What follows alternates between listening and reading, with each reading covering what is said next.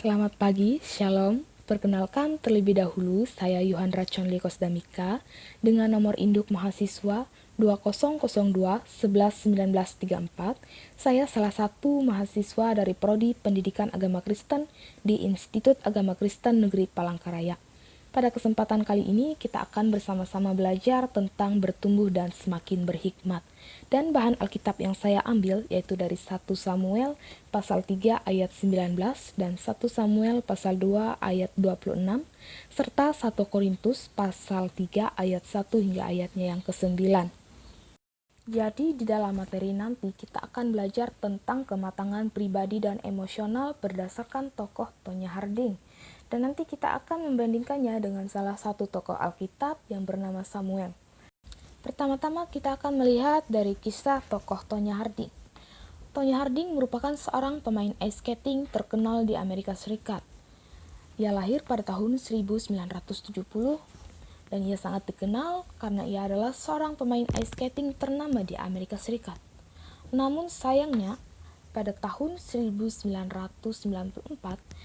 ia terlibat dalam sebuah kasus pelanggaran hukum, di mana ketika ia akan menghadapi suatu pertandingan kejuaraan sepatu es keindahan di Amerika Serikat. Ia berkomplot bersama dengan suaminya untuk mengalahkan lawannya. Sikap tidak optimis timbul dari dalam tokoh Tonya Harding ini, sehingga muncullah sikap yang tidak dewasa secara emosional dari dalam dirinya. Kisah tersebut sangat berbanding terbalik dengan kisah seorang tokoh Alkitab yang bernama Samuel. Seperti yang kita ketahui, tokoh Samuel ini dididik dan dibesarkan oleh seorang imam besar yang bernama Imam Eli.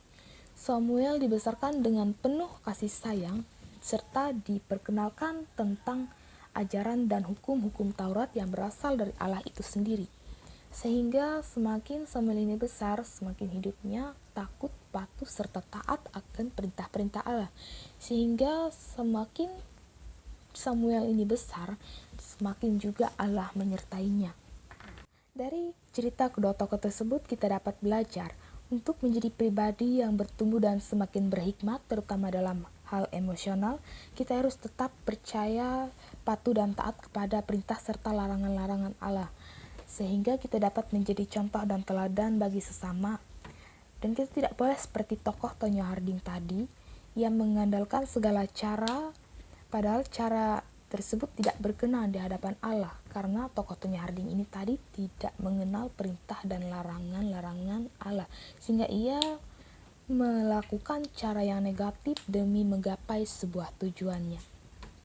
Sampai di sini untuk materi kita pada hari ini. Semoga dari kedua kisah tokoh tersebut kita dapat diarahkan untuk menuju kehidupan yang lebih dewasa, baik itu secara pribadi dan emosional, sehingga kita bisa menjadi pribadi yang bertumbuh dan semakin berhikmat di dalam Tuhan. Selamat pagi, Shalom, Tuhan Yesus memberkati.